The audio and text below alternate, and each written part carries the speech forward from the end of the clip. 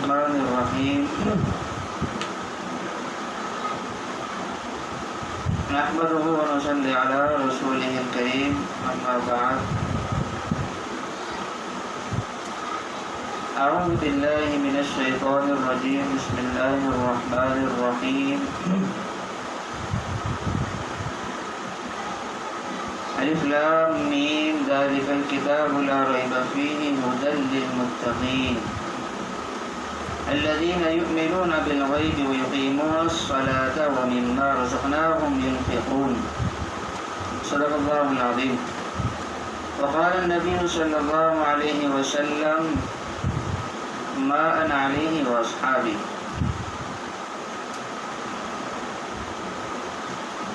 اللہ تعالیٰ نے قرآن کریم کے اندر سورۃ البقرہ آیت نمبر 1 2 3 4 سے لے کر آخر تک اس بات کے اوپر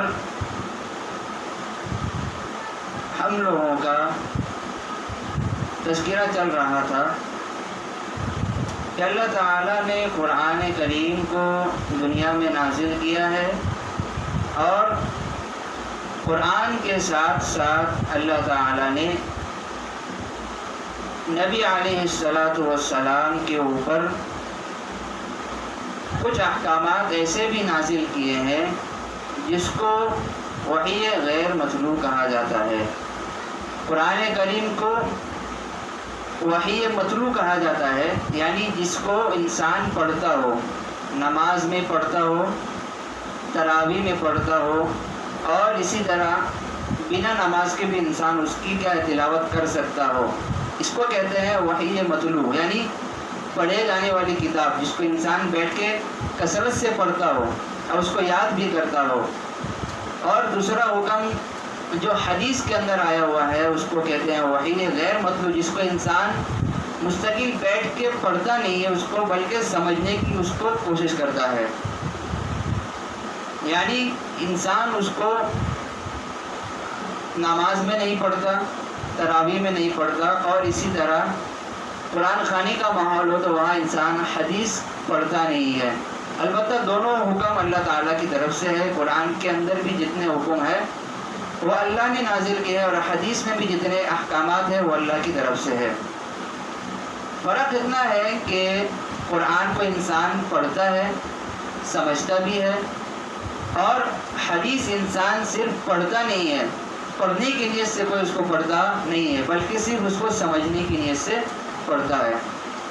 تو زیادہ پڑھنا قرآن کریم میں پایا جاتا ہے. انسان چلتے پھرتے بھی قرآن پڑھ سکتا ہے، اس کو یاد کر سکتا ہے، لیکن حدیث کا معاملہ ایسا ہے کہ اس میں انسان اس کو بیٹھ کے مستقل پڑھے گا نہیں، بلکہ یا تو وہ اس کو یاد کرنے کی کوشش کرے گا یا اس کو سمجھنے کی کوشش کرے گا. تو اللہ نے دونوں حکم دونوں جگہ نازل کیے ہیں.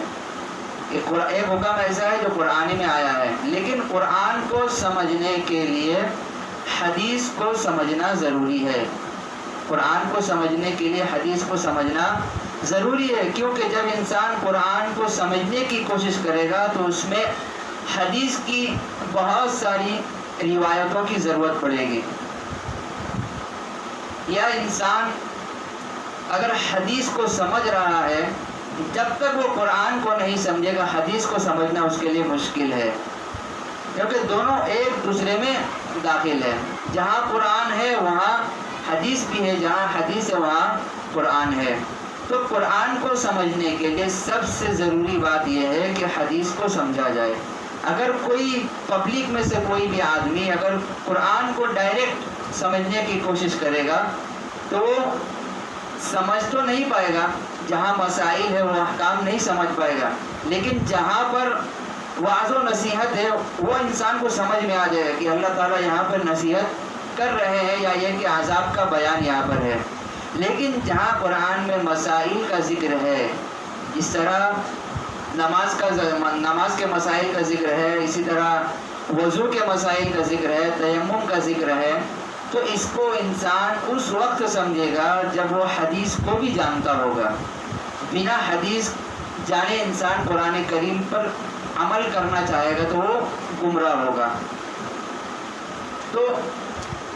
قرآن کو نازل کرنے کا مقصد یہ ہے کہ لوگوں تک وعظ و نصیحت تیز رفتار کے ساتھ پہنچے، اور حدیث کو نازل کرنے کا مقصد یہ ہے کہ جب قرآن انسان کے پاس پہنچے گا تو ایک چیز کے پہنچنے کی وجہ سے دوسری چیز کی ضرورت ہوتی ہے۔ انسان اگر ڈائریکٹ کوئی بھی مثال لے لیجئے کہ اسکول کا بچہ ہے چھوٹا، وہ اگر جب تک وہ KG نہیں پڑھے گا، 1 کلاس 2 کلاس اس طرح فالو کرتے ہوئے نہیں جائے گا تو تب تک وہ میٹرک پاس نہیں کر سکتا۔ اگر وہ ڈائریکٹ چاہے کہ میں تمام کلاسوں کو چھوڑ دوں اور میٹرک پہ چلا جاؤں تو ایسا نہیں ہے۔ تو اس لیول کو سمجھنے کے لیے آپ کو اس سے نیچے لیول کو سمجھنا ہوگا۔ تو اسی طرح قرآن کو سمجھنے کے لیے اس سے آپ کو نیچے تھوڑا آنا ہوگا کہ حدیث میں آپ صلی اللہ علیہ وسلم نے کیا کہا ہے اس کے بارے میں، کیونکہ قرآن سمجھے ایک عنوان ہے۔ اخبار میں آپ دیکھیں گے کہ عنوان لکھا ہوگا اور اس کی باقی تفصیلات ڈیٹیل اس کے نیچے ہے۔ اخبار مشرق کے اندر ڈیٹیل اوپر ٹاپک لکھا ہوگا کہ کورونا کے پھیلنے کی وجہ سے 72 آدمی ہلاک، صرف اتنا لکھا ہوگا ٹائٹل کے اوپر۔ اب کہاں ہلاک ہوئے، اس جگہ کا نام کیا ہے، وہ آدمی کہاں کے رہنے والے ہیں، وہ آدمی مر بھی گئے ہیں زندہ ہیں، کچھ پتہ نہیں چلتا ہے، بس خالی ٹائٹل دیا ہوا ہے۔ تو قرآن کا مقام بھی یہی ہے کہ صرف اس میں ٹائٹل بیان ہوا ہے۔ اب اس کی ساری ڈیٹیل آپ کو چاہیے تو آپ کو حدیث میں آنا ہوگا، اور اگر حدیث میں بھی انسان آ جائے تو جب تک انسان فقہ کو فالو نہیں کرے گا تب تک وہ حدیث کو نہیں سمجھ سکتا۔ فقہ کا مطلب یہ ہے کہ مسئلہ مسائل کی کتاب الگ ہے، مسئلہ مسائل کی کتاب الگ ہے، اور فضیلت کی جو کتاب ہے وہ الگ ہے۔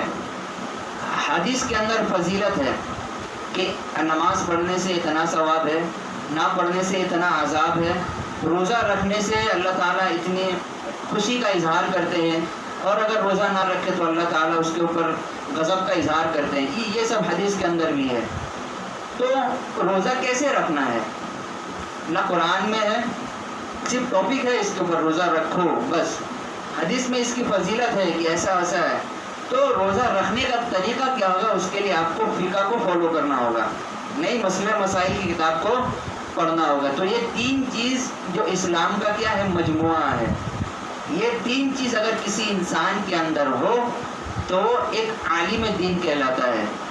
اگر ان تینوں چیزوں میں سے کوئی بھی ایک چیز نہ ہو تو وہ عالم دین نہیں کہلائے گا۔ اگر صرف حدیث پڑھ لیا تو آپ قرآن نہیں سمجھ پائے، تو جب قرآن نہیں سمجھا صرف حدیث پڑھ لیا تو پتہ کس طرح چلے گا کہ اللہ تعالیٰ یہاں پہ یہ حدیث کیوں نازل کر رہے ہیں؟ تو آپ پھر اہل حدیث کہلائیں گے کہ قرآن کو نہیں فالو کرتے، صرف حدیث پہ چلتے ہیں۔ اور اگر صرف قرآن کو پکڑا تو صرف آپ کو عنوان ملے گا، آپ کو طریقہ نہیں معلوم ہوگا کہ نماز کا عنوان تو آیا ہے لیکن پڑھنا کیسے ہے۔ تو آپ اس کو جا کے حدیث اٹھانا پڑے گا کہ آپ صلی اللہ علیہ وسلم نماز کس طرح پڑھتے تھے۔ ہو گیا۔ اب حدیث کے اندر بہت ساری حدیثیں ہیں، تو اب پتہ کس طرح چلے گا کہ یہ حدیث صحیح ہے یا یہ حدیث من گھڑت ہے؟ تو اس کے لیے آپ کو فقہ کا فالو کرنا ہوگا۔ یعنی ہمارے جو 4 امام ہیں، امام ابو حنیفہ، امام شافعی، امام مالک، امام احمد بن حنبل، یہ 4 امام میں سے جب تک آپ کسی امام کو پکڑیں گے نہیں اور اس کے مسلک کو فالو نہیں کریں گے تو تب تک آپ اپنے ذہن سے کچھ کام نہیں کر سکتے۔ اگر کر بھی لیں گے تو آپ اس میں کیا ہوں گے، گمراہ ہوں گے اور ناکام ہوں گے۔ تو یہ وہ لوگ ہیں 4 امام۔ یہ کون سے لوگ ہیں؟ یہ آپ صلی اللہ علیہ وسلم کے زمانے میں جو صحابہ کرام تھے، جو زمانے میں جو صحابہ کرام تھے ان کے زمانے کے لوگ ہیں، ان کے زمانے کے لوگ ہیں۔ تو ان کا دماغ کتنا ہائی لیول کا ہوگا، یعنی جو آدمی صحابہ کو آنکھ سے دیکھ لے کہ یہ فلاں صحابہ ہے، یعنی یہ ایسا آدمی ہے کہ اس آدمی نے آپ صلی اللہ علیہ وسلم کی زیارت کی ہے، یہ ایسا آدمی ہے۔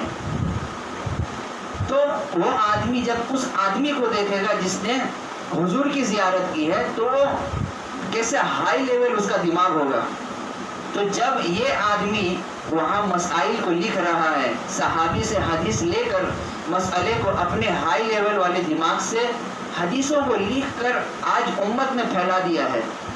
اب اگر لوگ یہاں کہیں کہ نہیں بھائی ڈائریکٹ قرآن کو پڑھو، ڈائریکٹ حدیث کو پڑھو، ان امام کو فالو مت کرو، تو آپ بتائیں کہ اگر ایسا اسلام میں ہو جاتا نہیں ہے یہ، اگر آپ دیکھیں گے اہل حدیث کے مسلک کو تو ان کا عقیدہ یہی ہے.